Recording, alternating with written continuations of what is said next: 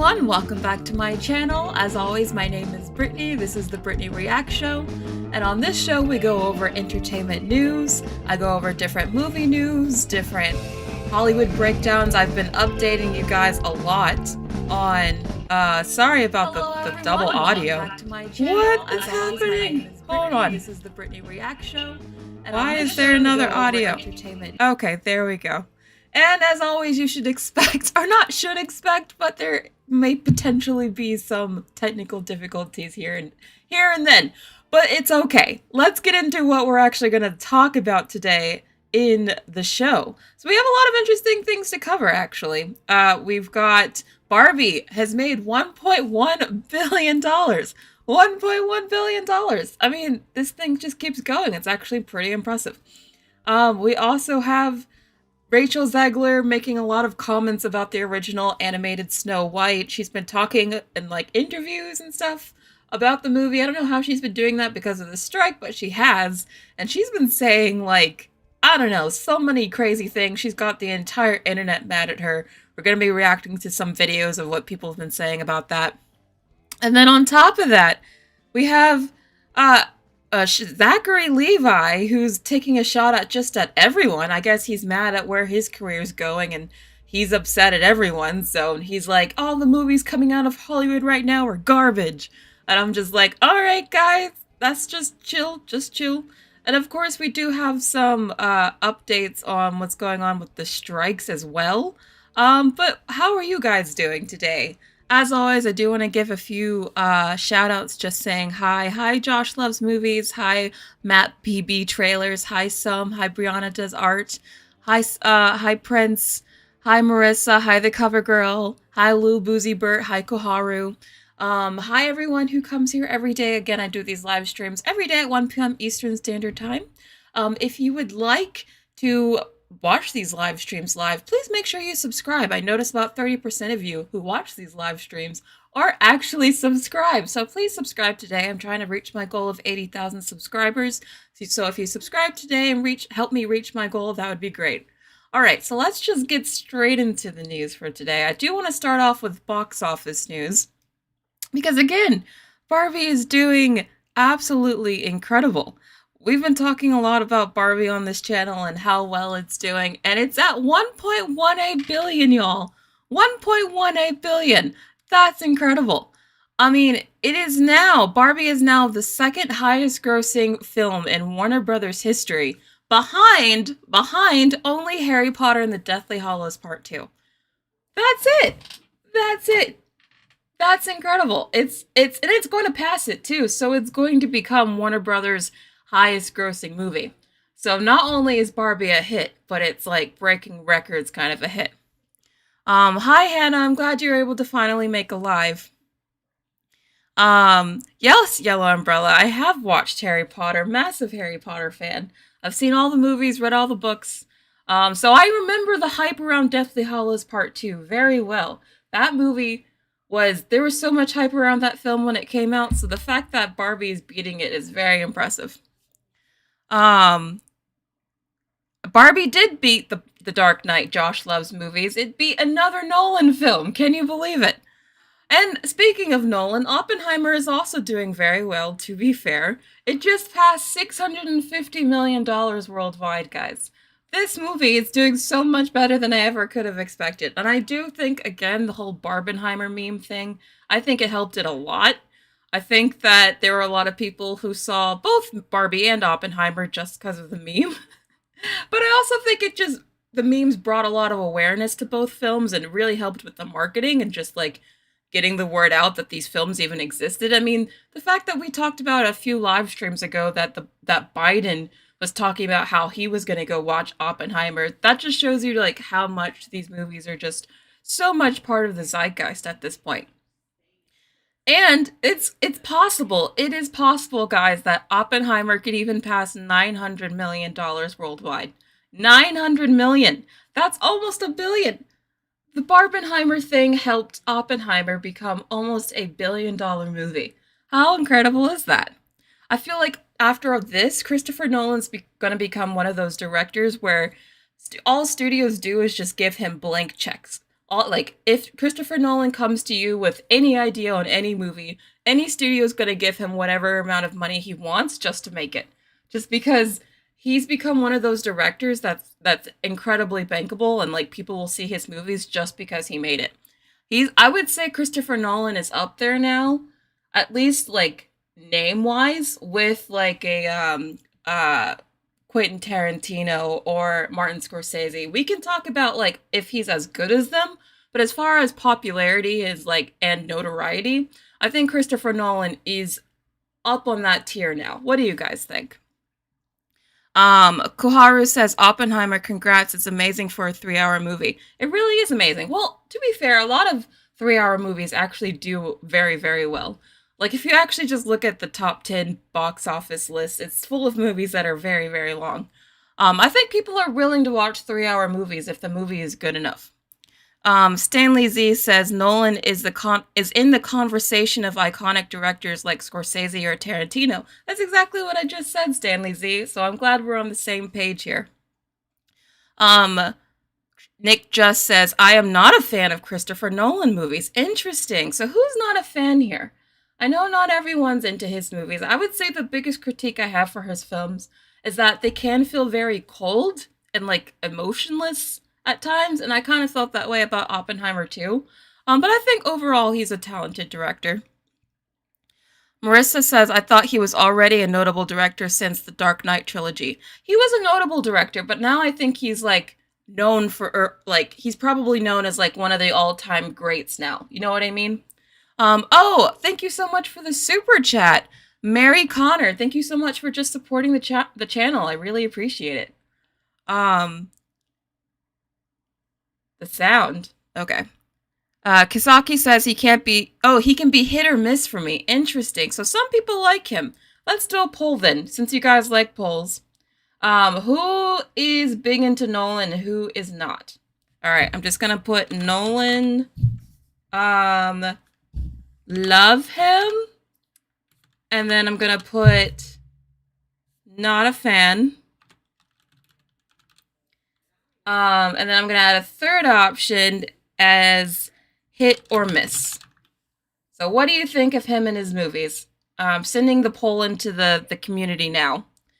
We do have a super chat from Natanya Mullings, who's also a member, and she's always here in these live streams. Thank you so much, Natanya, for just being part of the community. Thank you so much. I love your videos and lives. Oh, thank you so much. I do have a video coming out tomorrow, guys. It's going to be on the new TMNT movie, so look forward to that. I'm going to start breaking apart these live streams into smaller videos so that if you don't want to watch the whole thing, you can just catch up on the couple of topics that we talked about. So expect more of those kind of videos coming. But thank you so much, Natanya. So looking at the poll, it looks like 52% of you are thinking Christopher Nolan's pretty hit and miss. Honestly, I agree with you. I don't like all of his movies, but I think I like a fair number of them. We also have 26% say you love him, so I guess you must watch all his movies. But 22% of you are just saying you're not a fan. Not a fan. Yeah, I can see that. Honestly, I think this is a pretty accurate poll. I think he's mostly hit and miss, but he has just such a diehard audience that will see whatever he makes that it keeps him a pretty successful director, so good for him. All right, moving on. Oppenheimer is also, it just joined the top 10 highest grossing R-rated movies of all time list, so that's also pretty good for it. Again, it's breaking records. It's not just a hit, it's a massive hit. And they're also talking that Barbie and Oppenheimer, now this is just discussing film, but I've seen other people talk about it, that Barbie and Oppenheimer could be going head-to-head at the Oscars next year. So the Barbenheimer memes might not be done forever. I actually predict that they'll probably come back next year for the Oscars, because I think that who's going to win the most Oscars next year or get the most nominations, it's probably going to be between Barbie and Oppenheimer. So expect more Barbenheimer Oscar memes, because I fully expect those two to be competing head-to-head with each other. There's also Martin Scorsese's film coming out later this year, and possibly Dune, but I think that's going to move. But I think it's going to be between these two. We'll see. Would you guys want these movies to win Oscars? Can you see Barbie getting a Best Picture nomination? I can see it happening. I hope it happens. Um, no, not Saw Patrol. No, Saw Patrol isn't happening. They're gonna try to make it happen, but it's not gonna happen. um, Josh Love's movie says the Oscars are gonna ruin the Barbenheimer meme. Yeah, I'm a little worried about it. I'm a little worried about it because I definitely think they're gonna try to, for sure. Meggium says I have Inception on Blu-ray, but never watched it till the end. The whole concept just seems dumb to me. I loved Inception. Inception was one of my early favorites of Christopher Nolan. I think that's a good movie, but it's totally fair if you don't like it. All right, moving on. Koharu thinks both deserve an Oscar. Okay. Prince is here for the Barbie nomination. I think they're both going to get Best Picture noms. I think they're both probably going to get Best Director noms. Or at least I hope so. I want them both to get script nominations. They'll both probably get acting nominations. Like, I think they'll get nominated in all the major categories. At least it should. If Greta Gerwig doesn't get nominated for Barbie, I'm going to be very upset. Because I think she deserves it. Yes, I have watched Interstellar Yellow Umbrella. I really like that one as well. All right. Oh, no one cares about the Oscars anymore. Interesting. Maybe no one will care by the time this comes out. Who knows? But moving on, TMNT is actually doing pretty well. It dropped only 44% in its second weekend, so that means a lot of people must be liking it. So far, it's already, I don't know where it went, but I know it's already made over 100 million worldwide so far, so that's pretty good. We predicted that this movie would be a mid-hit, so that's what it is. It's not a huge hit, it's not a flop, but it's like, it's a baby hit, it's a mid-hit. It's doing alright. But the thing is, though, they're already sending it to pre-order digitally. So even though the movie's doing well in theaters, they're still planning to send this movie pretty quickly to pre-order online. Which is, like, so dumb because I really feel like they need to stop doing this. If your movie is doing well in theaters, why would you undercut it by sending it to, like, buy digitally? So that just means that less people are going to want to see it in theaters because now you can just, like, wait to buy it at home. You know what I mean? Like, I feel like they really need to stop this. This movie just came out and you can already pre-order it to watch it at home. They've really got to stop this. Is anyone going to be pre-ordering this? Is anyone like, no, I love this, I don't want to watch all movies in theaters? Is anyone upset about this like I am? Even though I thought the movie was, like, mostly okay, like, I gave it a 7 out of 10. If your movie's doing really well, why would you hurt it like this? I think they've got to stop doing this. Josh Love's movie says, I hope Blue Beetle does well. Maybe it'll do well. I don't know. I don't have a lot of hopes for that movie. I'm sorry, Josh. The Best Comic King says, have you ever read the original TMNT comic? No, I haven't. I haven't read any of the comics. A lot of people are excited for Blue Beetle, so maybe this will do better. I don't know. I don't have a lot of anticipation for it, so we'll see. But I just thought I just had to share this because I think it's really frustrating that they keep sending all these movies that are doing well in theaters to be ordered online so you can watch it at home. So I think that's just dumb because if you want theaters to survive and thrive and do well, you have to make sure that the movies have the space and time to do that. But no, they keep undercutting them and doing stuff like this, and I think it's dumb. But David E. is tempting to order it at home. So there's already one person who's choosing to watch it at home. Just hurt theaters right there, but I'm glad you're excited. I mean, if you have the choice to watch something at home, I totally get watching it at home. I just think that studios should maybe wait a bit before they do that, but that's just the world we live in now. But anyway, moving on to the strike news. We don't have a lot of strike news. We are getting to the Rachel Zegler and Shazam stuff. But I do want to get to some strike updates really quickly before we do so. So really quickly on strike news. That's why that was going on. Okay. So the WGA, which is the writers union, did meet with the studios on Friday to discuss, trying to move past these strikes. And it seems like for the first time since the writers went on strike, there is actually some positive movement. It looks like that the studios are willing to wiggle a little bit for the first time. So maybe they're going to renegotiate. They're going to come to, I think they said next week. So that would be sometime this week. The writers and the studios are going to meet again to renegotiate new terms. And let's see how it goes. Maybe the since things are actually going a little bit better now, maybe they'll come to an agreement. I still have my doubts, but this is the first sign of improvement we've had since the writer's strike began, so that's something. The reason I still don't think that these strikes are going to end anytime soon is because if the writers accepted the studio's deal, then they would be leaving the actors high and dry. They'd be leaving the actors all alone striking by themselves, and I don't think the writers are going to do that to the actors because the actors came to the writers' rescue when it looked like the writers' strike was out by themselves on their own.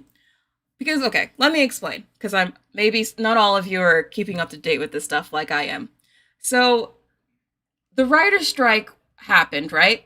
And for a while, they were the only ones striking. And then the directors were able to come to a deal with the studio, so it looked like for a while maybe it was just the writers being difficult. And it almost seemed like things weren't going to go well for the writers. But then the actors came in and they started striking as well. And that's what's kind of saved the writers, because with the writers and actors striking together, it gave the writers a lot more power. So if the writers accepted this separate deal with the studios and left the actors alone by themselves, that would be kind of a stab in the back to the actors. Which is why I don't think the writers are going to do that to the actors. And why I think even if the studios do give them a semi-decent deal, I still don't think the writers are going to take it. Because I think it would be too hurtful to the actors. And they've already hinted that they're in it together. So that's, I hope I explained that well. That's, even though that there are better negotiations going on between the writers and the studios, I still don't see it like ending anytime soon. But what do you guys think? Do you think I'm being too cynical? Do any of you disagree? IAARPOTI says, I hope it lasts for 3 years. Honestly, I don't even think that that's totally crazy. I think these strikes could last just a couple of months, and I think these strikes could last a couple of years. I wouldn't be like totally surprised at either one at this point. The cover girl agrees. Yeah, they're sticking together. Thank you. The Blue Gecko Nerd says, I really don't have high hopes for this year. Yeah, I kind of wrote off this entire year as soon as the actors also went on strike. That's why I was so, like, from the beginning, I was like, these strikes are lasting forever. Everyone was like, oh no, it'll be done by September. And I was just like, oh, you guys are really naive. The Best Comic King says, well, money could turn people in many ways. That's true. The studios are losing a lot of money. Well, actually, no, they're saving a lot of money because of these strikes. But they're not able to film anything, which is hurting them in other ways. So, I don't know. I don't think these strikes are ending anytime soon, but I did want to update you guys that at least the writers and the studios are back in the talking phase, which is good. Nicholas says, if they're in it together, the writers should bring some actors' demands in the next meeting. Maybe. I could see that happening in the future.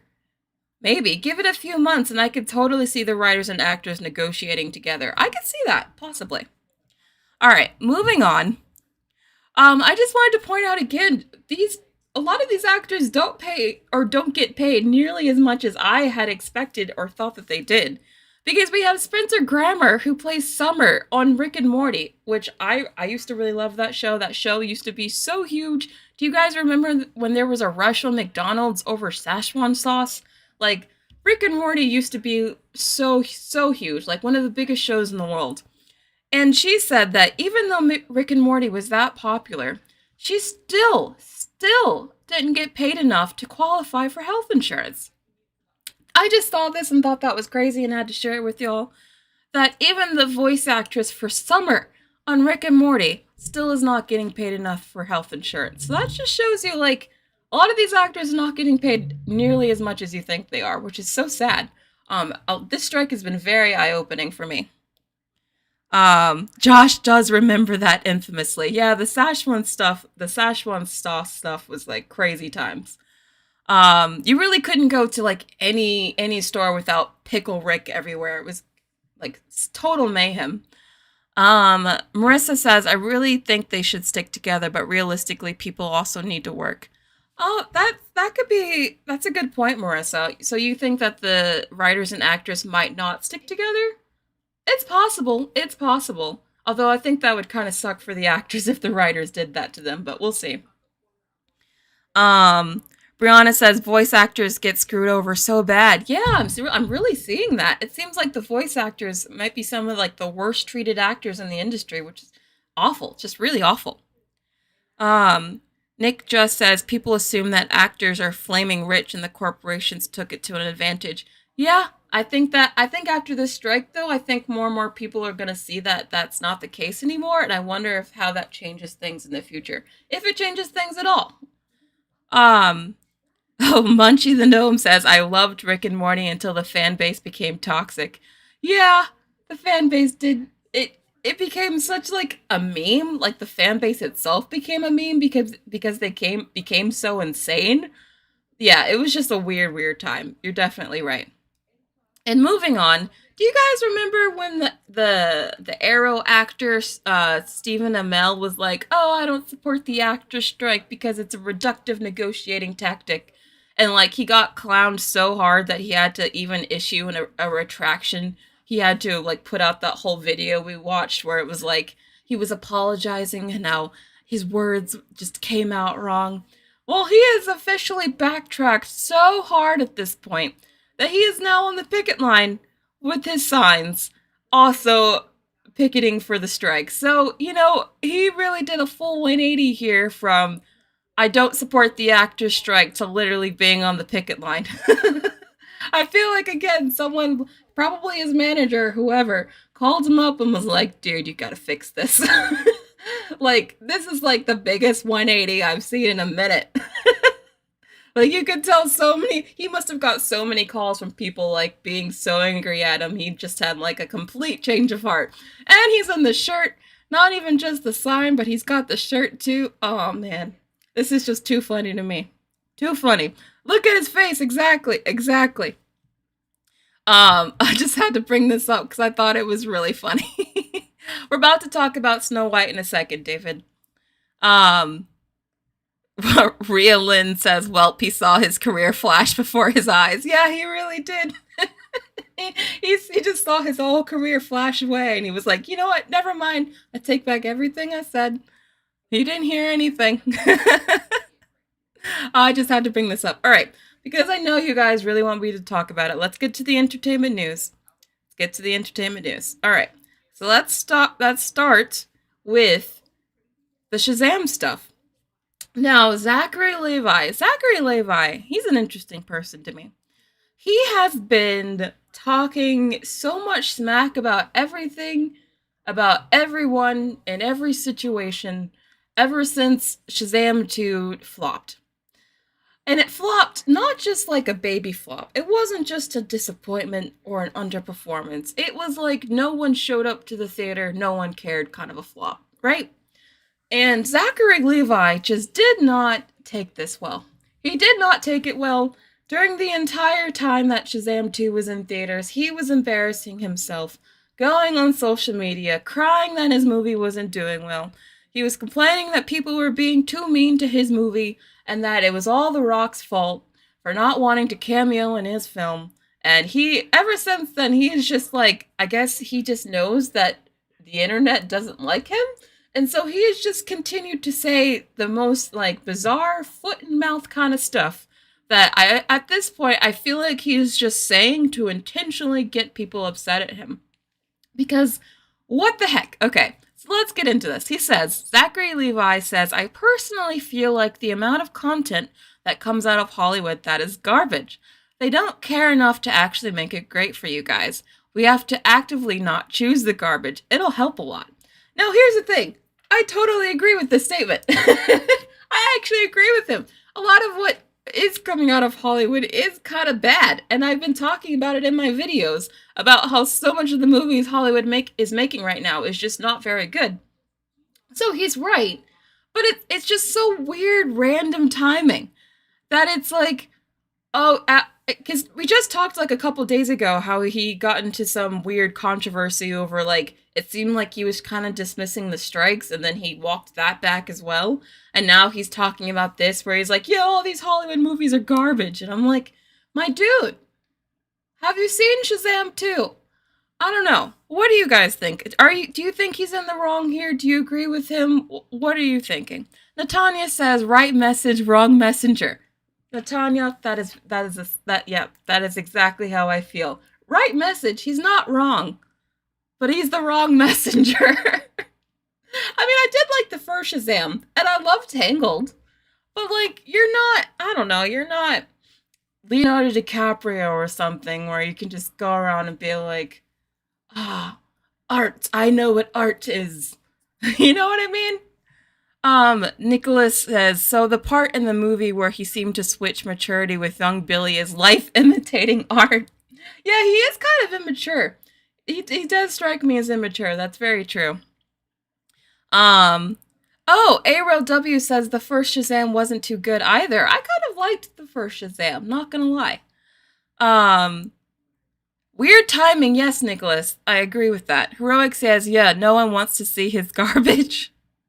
Oh, David says Shazam is the worst of the worst in the DC universe. Oh man, y'all are going in on him in the chat. Little Joe's Animation, thank you so much for the super chat. Oh, you're so kind. I love Zachery Levi, lol. He speaks his mind always. You know what? You're right. You kind of have to give him props. He don't care. Or I don't know if it's that he doesn't care or he's not self-aware enough to know that some of the things he says comes across not great for him. But either way, you're right. He speaks his mind, so you can't fault him. He's never hiding how he truly feels. I don't think Zachery Levi is a different person when you meet him. I think he's very upfront about the kind of person he is. Fod Farid says he was entangled. Yes, he plays Eugene Fitzherbert. He's the voice actor for that character. Little Joe's Animation says he didn't walk anything back. People took his words out of context. Possibly. That's true. But he still has said a lot of other crazy stuff that people have brought up. But anyway, I had to bring this up because even though I agree with him, it's just so funny that Zachary is always just out there saying something. Just something to rile people up. I don't know. I think he probably gets off on it. I don't know. It's just funny to me. Any other thoughts on Zachery Levi before we move on to the next story or next topic? A lot of you guys didn't know he was entangled. Yeah, he plays Flynn Rider. Interesting. I'm glad I told you guys, taught you something today. But anyway, moving on to the next topic. Again, I'm not hugely into Star Wars. We're about to get to the Rachel Zegler stuff, so just in a second. It's a story right after. But Hayden Christensen has officially recorded new lines as Anakin for the new Star Wars show, Ahsoka. Anyone interested in this show? Anyone gonna watch it just for Hayden Christensen coming back? To be fair, I do like the younger Anakin. I do like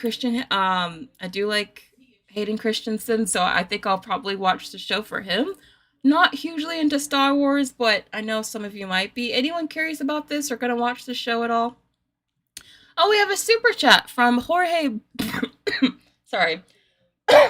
Sorry, we have a super chat from Jorge Barrios, who says maybe he's butthurt because his DC future is no-go. Oh yeah, he's definitely butthurt if you're talking about Zachery Levi. Yeah, I think that's why he's saying all this stuff. He's definitely heard about where his career's at, for sure. But thank you for the super chat. Oh god, the chat. You guys never fail to be savage. Holy crap. Preston Hurst says Star Wars is dead. I mean, you're probably not wrong, but wow. Kisaki says, I would be interested in this show if it was made 10 years ago. Okay, we need a poll. Y'all are being savage. I love it, actually. Okay. Keep telling me your thoughts while I write out the poll. Who cares about this show? Ahsoka. Are you gonna watch it? I'm gonna say yes, can't wait. No, don't care about Star Wars anymore.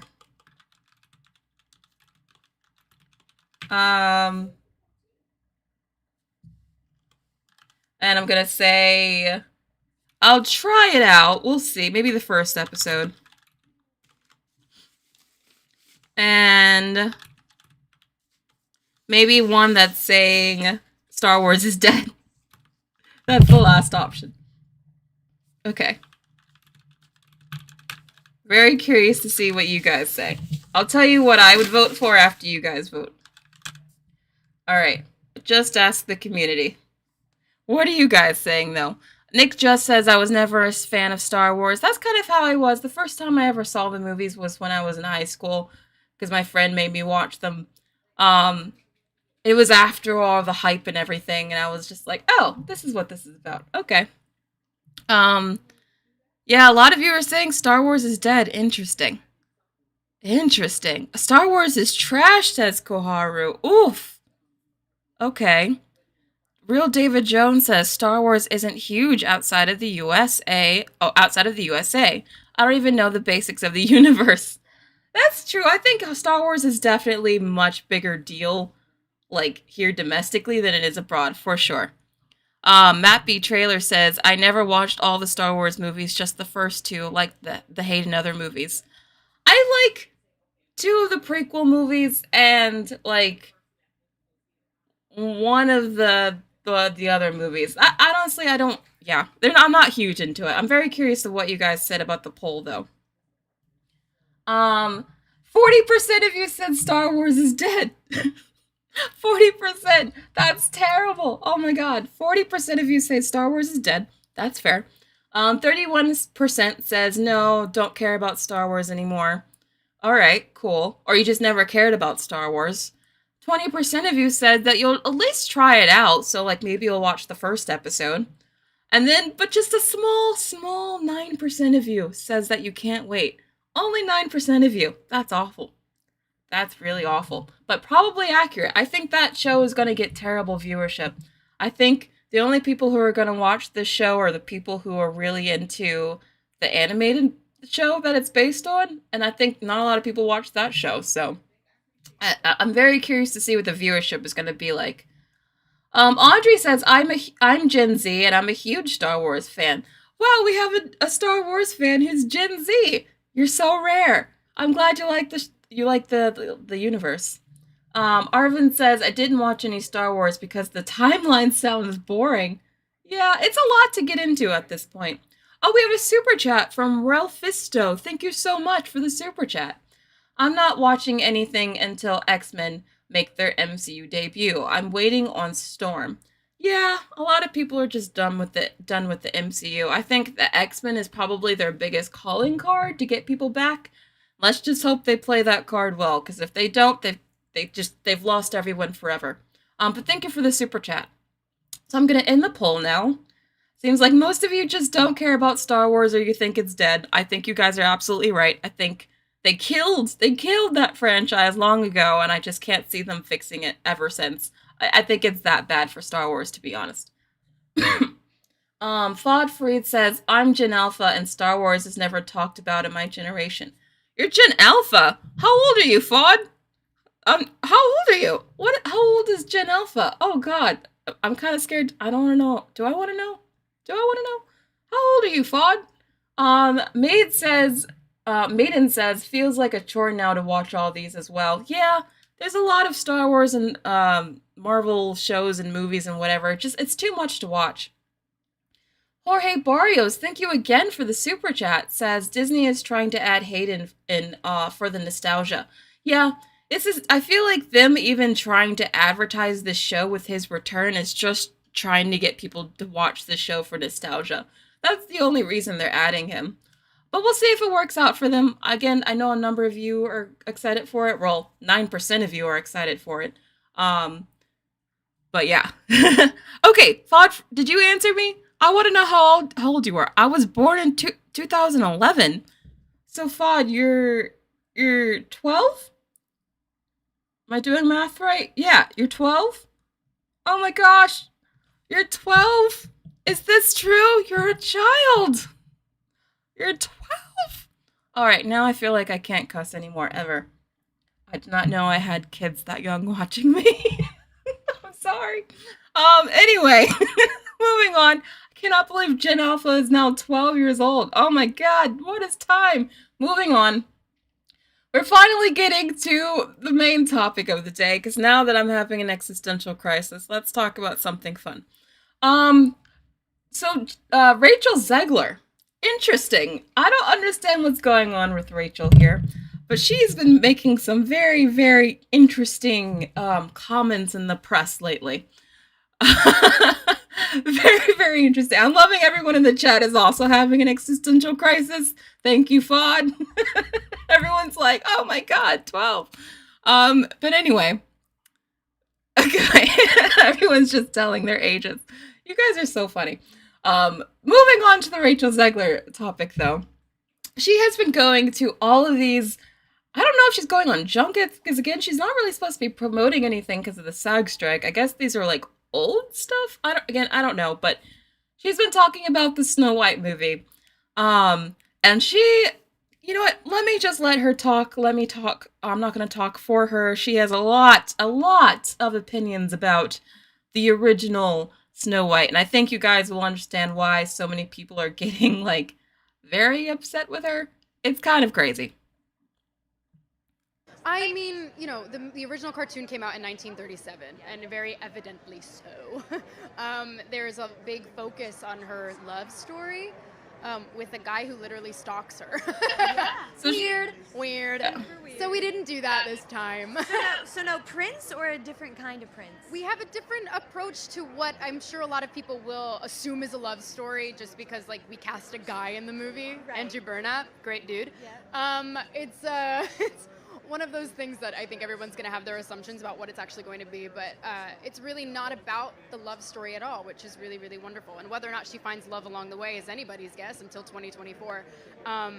All of Andrew's scenes could get cut. Who knows? It's Hollywood, baby. So this is the video that's sent all of social media, on fire, as you can guess. She has a lot of very fiery opinions about the old Snow White animated cartoon. Basically, she thinks the whole thing is like super dated. She thinks the concept of the love story in it is very dated. And she's very vocal about it. Like, again, it's very odd that she's like promoting this live action movie that she wants to make. But at the same time, how she's promoting it is like talking about how bad the original was, and how like this new movie she made is like going to be such like an objective improvement in every way, and if you disagree, then your mindset is just stuck in like 1937 or something. And it's like, you know what? We talked about Rachel before in a couple live streams ago, where she was talking about how she got into a lot of backlash because she said something like she deserves to get paid for every hour that Snow White is on Disney Plus. And I defended her because I was like, yeah, that's what everyone's striking about. They want to get paid for their stuff being on streaming. Like, why is everyone being mad at her? But she keeps talking. She keeps saying so much stuff about this movie, about the old movie, and I'm just like, oh, you were just digging your grave, girl. What are you doing? It is so disrespectful. And the thing is, though, I don't even agree with her. There are so many points where she's like, okay, firstly, she's talking about the love story, where she's like, oh yeah, we're not going to do the love story, and people are going to think it's a love story just because we added a guy. And I'm like, oh, okay. Firstly, there's a number of issues with how she even just said that. But secondly, it's like, why can't we have a love story? Why is like Disney so against love? They used to be known for their love stories between their princesses and their princes. Like, Disney built their entire animation studio off of it. And now all of a sudden it's like love stories are seen as too passive and too anti-feminist. And how dare people even suggest or even think that the relationship might be romantic just because they added a man. I don't know. I just think that all of this came across as very, very like, I don't know. I was defending her before. You guys know I was defending her hard on that last stream. This time, I don't know if I can defend her. Little Joe's Animation, thank you so much for the super chat. Really appreciate it. I don't hate her because she's a woman. I hate her because she hates the old movie and has the media literacy of a tween who has just discovered gate-kept feminism. Oof! Oh my god. I mean, you're not wrong, Joe. You're not wrong. But oof, you guys are savage. The chat is absolutely going off right now. It's so funny. I know, and it's very smug. It's coming across as very smug. That's the thing. It's like anti-marketing, too. Like, how is this supposed to get us excited about your movie when all you're doing is, like, talking about how much the original sucks? The cover girl says, not surprised she's getting backlash. Everything nowadays turns into controversy. That's true, but I also think she's inviting a bit of this controversy on herself, to be honest. Oh no, Samantha Landono said someone said she's the next Brie Larson. I hope for her sake she is not the next Brie Larson, but I think already the things that people are so upset at Brie Larson over, I always felt like was way overreacting. I feel like the stuff that Rachel Zegler has already said and done is like 10 times worse than the stuff they gave so much crap Brie Larson for. You know what I mean? Like, I don't understand it. Timmy1001 says, Dwayne Johnson is a little better because at least he loves the original movie Moana and wants to adapt it to bring it to life rather than to fix it. We'll see what Dwayne does with the live-action Moana. I think he will definitely approach it with a different attitude for sure. But I still think that movie is a vanity project to help his ego after Black Adam flopped. I'm never not going to think that because that's definitely what that movie is. Jojo Rod says she's acting like Ken when he discovered patriarchy. You guys are savage. But you're right. She is acting like Ken after he discovered patriarchy. Her brand of feminism is as subtle as Barbie's. Like, that's pretty much how she is. Meg says, I was forced to watch The Haunted Mansion on Friday, and I thought it was complete garbage. I didn't think it was complete garbage, but it wasn't great. It could have been better. Jordan Davis says, the last Disney movie I'm watching for a while is Wish. I'm hoping Wish is good. I'm really hoping they don't turn that princess into a girl boss. I hope that she actually has a romantic interest. I just hope that they do everything different that they've been doing before recently, because it's getting very annoying. She's Knuff. Stop. Jorge Barrios, thank you so much for the super chat. It seems Disney hires people who hate their story. Yeah, I don't get it. And the thing is, Disney is never going to tell her to stop, because this type of, like, annoying, in-your-face girl boss feminism is exactly the type of stuff they keep putting in all their movies.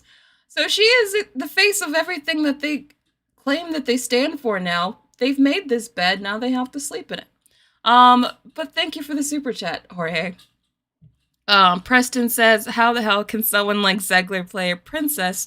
She has zero redeeming qualities. Maybe she plays the princess well. We don't know how she tackles the role, to be fair. I don't want to say anything like, oh, she's a bad Snow White yet, because we don't know how she's going to perform the role. I just think that how she's promoting it is, like, backwards, and I think she's actively making sure that this movie flops. I think that if anyone in her team could talk to her and be like, you know what, maybe just, like, not with some of these comments. I like how most of you are thinking she's annoying. I feel like I need a poll. Who agrees with her? I'm going to do a poll. All right. Doing a poll now. All right. So, poll is going to be for Rachel is right, ? And I'm going to put yes and no, and it's complicated. That's what I'm going to put. It's complicated. All right. Asking it now. Jessica H says, why does Snow White hate Snow White? But this is how Disney tackles all their live-action remakes. Like, you could even argue that this is how they tackled The Little Mermaid. This is how they tackled the Peter Pan and Wendy movie. This is what Disney thinks when they adapt something now. They think, okay, what's all the things that are wrong with the original? And let's change everything that people liked about the original and make it different for the new one, because we need to update it for modern audiences who do not care and just liked the original anyway. You know what I mean? Like, the original became popular for a reason. Like, there are certain things like you can update for sure. Like, I'm not saying we can't ever update anything, but I think they're getting to a point where it's like kind of they're overdoing it. They're overdoing it, I think, for sure. And I think they're actually kind of in a way erasing their own history by doing this, and I don't like it. It feels icky. All right, so let's go back to the poll. What do you guys think? So 72% of you are saying no, you don't think Rachel is right. I'm in that camp. But 23% of you think it's complicated. To be fair, I don't think that she's entirely wrong. I get that, yeah, the original one is dated in some elements. I just think that how she's tackling that film and her tone and how she, like, talks about these movies is just, it's going to be very off-putting for most people. But 5% of you agree with her. 5% of you are 100% with her. So she has that fan base. I hope they stick with her. But I'm going to end the poll now. Cinephile says, you can tell she has such disdain for the film. Oh yeah. There's a clip where she craps on it and says she hated it as a child. Literally, she shouldn't be doing remakes if she has zero respect for the original. But so many people in Hollywood do that now. Like, there's so many creatives working on these properties that are beloved by millions, but the people working on them don't actually care about the properties at all. They're just doing it because they think, oh, it'll be successful because people know the IP. But then they make it crappy because they never liked it in the first place, and they realize and they're confused why no one likes their movie at all. Because a lot of these people are making stuff that we love or working on IP that we love when they don't love it themselves. And I think it really shows in the quality of the movies that we're getting. Little Joe's Animations, again, thank you so much for the super chat. You were amazing, really. You said, this is why people thought Barbie was anti-men. Yeah, I feel like if Barbie was more like how Rachel talks about feminism, I think more and more people would have disliked Barbie. I think Barbie would not have been as successful if Barbie was more like Rachel's, like, super, super brand of feminism. I think like I said, I think Barbie did a really good job of being more even-handed. But, like, if it had just gone just a little bit further in the men-hating category or the men-hating space, I think it would have been, it was just so on the line. I think it was just, if it had gone a little bit further, I think Barbie would have been super hated, but I think it really played it well. But yes, thank you.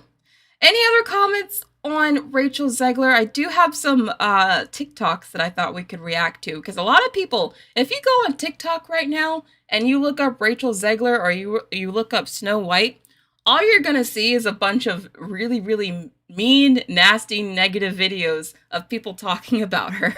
And I did. I went on TikTok and I found a bunch of videos of people talking about her. And this is what I'm going to watch this one, or I'm going to play this one. I want you guys to listen to it. I think it's really funny, and I think it just shows you just how much she's being perceived, or how she's being perceived by people right now. So just watch this. It's funny. I literally hate the movie. I think it's absolute fucking garbage. Are you talking about something else? No, I'm talking about Snow White. The funny thing is, I only watched like 2 minutes of the cartoon 20 years ago, and I ended up taking a hammer and breaking my TV because I thought it was so awful. So does she have a love interest in this movie? Hell no! This is in 1937, and we're not in a Taylor Swift love song. There is no love story. She's an independent female lead. She ends up joining a pyramid scheme, and she becomes the world's biggest fucking girl boss. Yeah, I mean, that's pretty much how she sounded. I just had to play that because I thought that was a pretty accurate parody of the situation. But yeah, I think it's really bad for her. Again, if you go on TikTok, it's nothing but like videos like that. I think this is really gonna hurt the movie. But yeah, we do have a super chat from Marissa. Thank you so much, Marissa. You're so kind. Thank you. You said, this was my main gripe with Barbie. Not saying there had to be a romance between her and Ken, but the fact that all the romance is getting sucked out of everything is frustrating. Yeah, I agree with you. I actually did kind of hope that Barbie and Ken would at least, like, I don't know, have a quick kiss at the end or something. They didn't have to become like boyfriend girlfriend, but they could have just like done a little something. I agree with you. I kind of hope that they would have had more of a romantic relationship that they did. I agree. It's not just Barbie. It's with so many places and so many movies. So many movies are just like, you know what? We don't need romance anymore. We don't need girls getting into relationships. Like somehow a girl being in a relationship is anti-feminist. I wholeheartedly reject that. I'm glad you guys thought this was funny. I thought it was funny as well. Um, oh no, Jess says I just got here and this is the first thing you watched. Oh no. That's funny. Nicholas says this is like Gloria's daughter and Barbie. Yeah. I know, this is a rare W video, Stanley. Oh, Dee Dee, thank you so much for the super chat. It's so kind. What is your favorite movie that came out in 2023 so far? I think it's between Barbie and Guardians 3. I think those are definitely my top 2 of the year so far. It's going to be hard to beat those. Thank you for the super chat. The cover girl says, as a single Pringle, I love a good movie romance. Yeah, exactly. Bring back the romance. What happened to the romance, man? Majaman says romance is frowned upon. I don't get it. It's very, very weird. But I have another video that actually talks about the whole romance thing that I wanted to talk about. And she brings up a lot of great points that I wanted to react to. So we're gonna watch it right now. Just mean that it's no longer 1937, and we absolutely wrote a Snow White that is not going to be saved by the prince. She's not going to be saved by the prince, and she's not going to be dreaming about true. I have a few issues with this and with She has the a great new point. live-action Snow White. One is something that I'm having an internal battle with, and it's this trickle-down diversity that Disney is trying to do, and I've seen people here on TikTok talk about it. She talks before. about the diversity Instead of element as well. making a Latina princess, researching Colombia, researching Latin culture, and creating a new princess for little girls to get excited about and to look up to. They just are trying to give us one that's already there. Exactly. This has been a point I've been making for ages. I actually think it's more insulting to just race swap old characters. I think it's saying like, oh, we don't want to put in the effort to develop anything new for you, so we're just going to give you someone else's character and just hope that everything goes well for you, which sometimes it doesn't. Like with The Little Mermaid, it doesn't go well. And then now you kind of hurt the main actress, and it's like you kind of hurt the target audience you were going for. This is the main point I've been making with the whole race swap thing for a while. I know some of you disagree, but this is my opinion on it. I think Disney should just focus on making original characters that are diverse rather than just race swapping old ones. But that's where we're at. Anyone disagree before we move on? I'm glad you guys are agreeing with me. Good. Okay. Because I know this is controversial. But at the same time, you guys know that I love representation and I love Latinas taking on big roles. So this is definitely something that I'm internally battling with. 2, girl, we know it's not 1937. But guess what? There are women that are still quiet, that are still passive, that are still soft, that are still docile. And that's okay. Women don't have to be these... Exactly. There's like this weird idea in Hollywood right now that in order to be a strong female character, that means you have to act a certain way. And usually, ironically, that means kind of acting like a man, which I think is like really hypocritical and ironic. Why can't we have why does it every time there's a strong woman, does it mean like she's romanceless, so she can't be in a relationship? She has to be some sort of tough girl boss. She has to be able to fight and be super assertive all the time in every situation. That not only does that archetype get really boring and repetitive after a while, but it's also not every girl is that way. I just wish that we would get more a diversity in how women are portrayed, not just in diversity of representation, but a diversity of different kinds of women we see. I do want to get to the super chat before it goes away. Thank you so much, Ivan, for the super chat. There's an obsession with trying to change the past now, instead of learning from it and creating new ideas rooted in what we should have learned. That's a great point, Ivan. Thank you so much for your super chat, and that's a great point. I think there's a really weird, I don't know what's going on in society right now where it's like, yeah, we are trying to change the past. And we're trying to censor so much of it too. Like even when, like, say something like a movie goes on a streaming service, there are certain streaming services that are trying to cut like controversial scenes that would have, been okay like 30 years ago, but aren't okay now.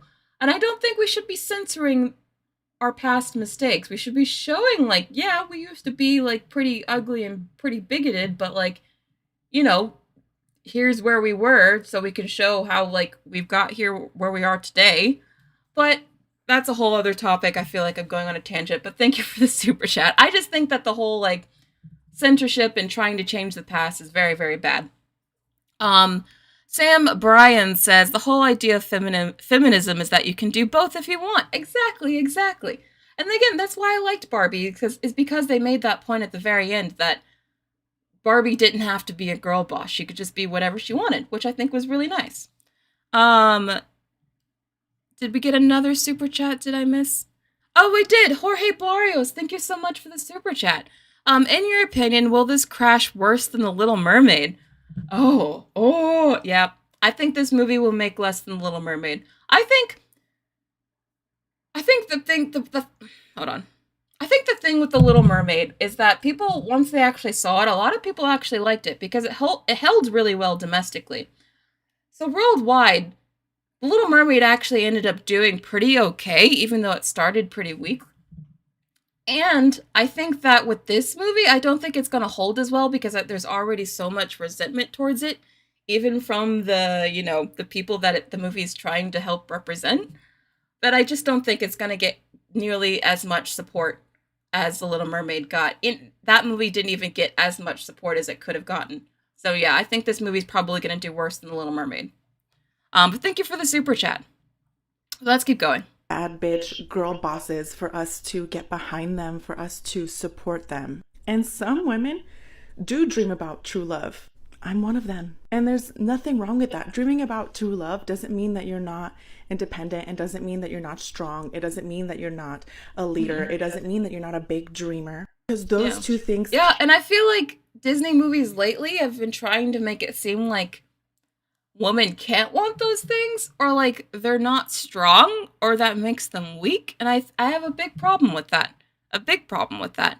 Lil Boozy Bert says they should have just made a movie called High Yellow and called it a day. High Yellow? What does that mean? Eastville Holdings Corporation said Snow White will flop. Snow White will definitely flop. For sure. I don't think this movie... I think this movie is getting so much hate from the get-go that, again, I think it'll probably do even worse than Little Mermaid. Can exist at the same time. You can be in love and all of your great qualities will still be there.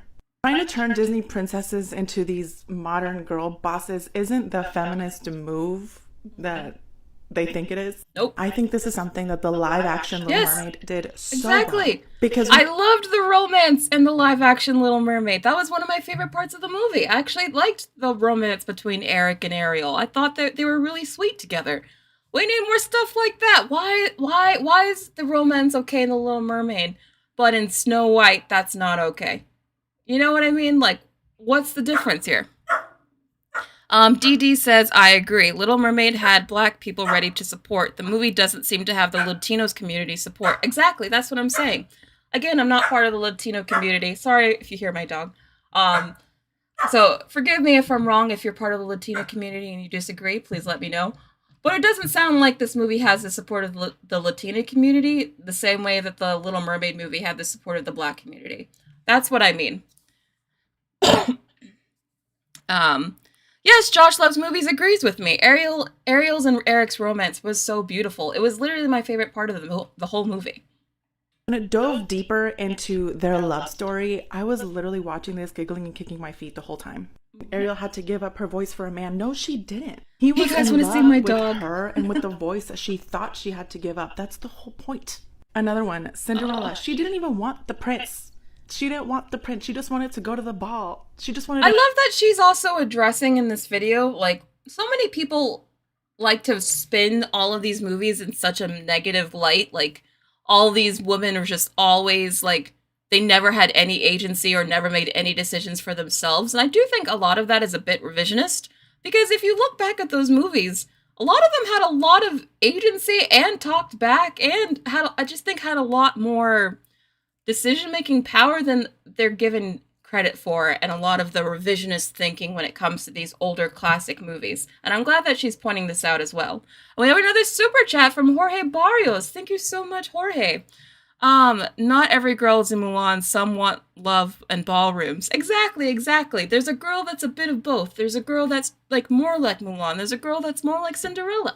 We're all very, very different. We don't all act the same. So I just think that Disney is like in this one headspace where they think all girls act the same, or all like strong girls act the same. And I think that's very, very annoying, and I want them to stop that. Maiden says they probably thought it was fine to have the romance in The Little Mermaid because Ariel was awake to save herself instead of the man saving her. Maybe I can see that. And again, I understand updating certain elements of the story. Obviously, we couldn't have a Snow White movie now where the guy is an adult and the girl is like 14, like in the original. Like, I agree, you should age up either the girl or both age them down or something. But, like, that's the kind of updates that I think are appropriate. Not, like, changing the whole entire story around, you know? Or just changing the characters themselves. A night off. The message in Cinderella is that there's a lot of evil and hatred in this world, but don't let it affect your heart. In the live action, they literally said, have strength and be kind. Beauty and the Beast. How come she's beauty and he's a beast? Well, that's also the whole point. Gaston only, quote-unquote, loved her because she was beautiful, but the Beast loved her because she was intelligent, because she was strong, because she was brave. There's nothing wrong with a little romance and escapism. Alright, so I just had to bring that up because she also was debunking a lot of other stuff people say about other movies, and I think she just makes a lot of great points. We're not going to watch the whole video, but yeah. Again, I just think that I wanted to defend Rachel Zegler. You guys know on that other live stream where we talked about the last thing that she said, I was defending her, even though a lot of you guys disagreed with me. I was like, oh, she just wants to be paid for streaming, you know, what's the issue? But if this is how she's going to be talking and acting in like every movie or every interview about this movie, I don't know how long I can keep defending her. I don't know. But that was the last thing that I wanted to talk about with you guys today. We can just go over and do a few Q&A, just do a few like questions right now. You can ask me about anything. Doesn't have to be just about the Rachel Zegler thing. It could be about anything we talked about today. But thank you everyone who came to my live stream. Again, I do these every day at 1 p.m. Eastern Standard Time. So if you enjoyed this, please make sure you subscribe so you never miss a live stream. And come back tomorrow at 1 p.m. Eastern Standard Time, where we'll talk more about different entertainment news. Maybe we'll have more Rachel Zegler stuff to talk about. We'll know. Who knows? But I'm going to answer just a couple of questions. It could be about anything, and then that'll be it. So thank you everyone who came here today. Again, please make sure to like and subscribe, and let me answer some of your questions. You guys want to see my dog? I'm getting a lot of dog comments. I don't know. Prancer! Prancer! I don't know if my dog wants to come here. I'm sorry. If he comes over here, I'll let you guys see him. Koharu says, do you still love Disney? I do. I think there will probably always be a part of me who loves Disney.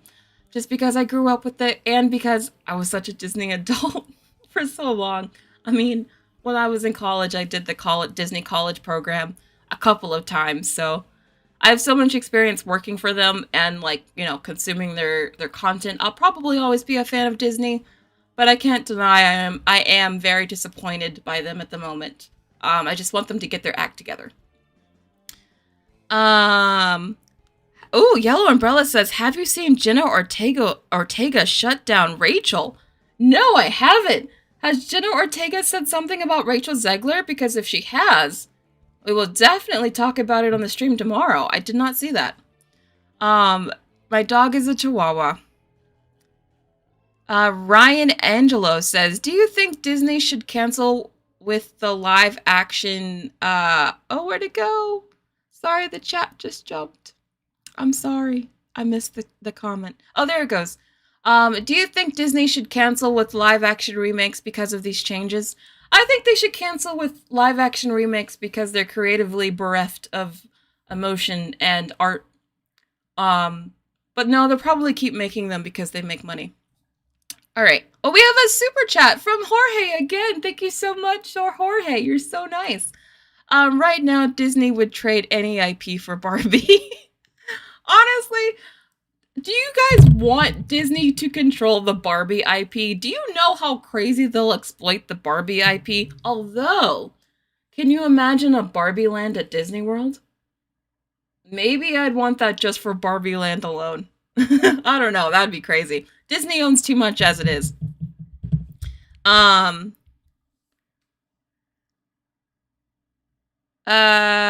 Except they aren't making any money. Well, some of them do make money, Emily. Like, a lot of the Disney live action Renaissance movies, they made money. Like, the live action Beauty and the Beast movie made money. The live action Lion King made money. So some of them do make money. I have a super chat? Alright. I think that was the one I just answered. Okay. I'm going to answer like 2 more questions and then that'll be the end of it for today. Thank you again, everyone who came today. Danny wants them to put the Barbie world in Universal. Honestly, maybe that'll be a better spot for it.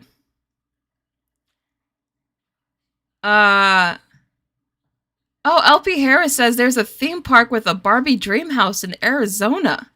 Is there? Well, I have to look that up because that sounds like fun. Oh, wait. My dog is here. You guys want to see my dog? All right, this is how we'll end the stream. Okay, come here.